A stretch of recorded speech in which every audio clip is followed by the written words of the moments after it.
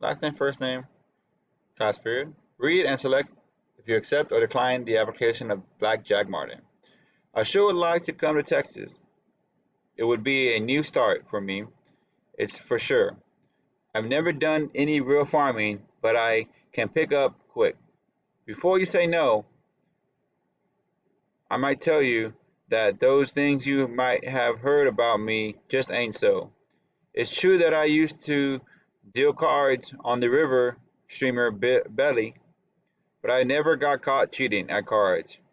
All those fellers I had to shoot were just unreasonable in thinking that I cheated them.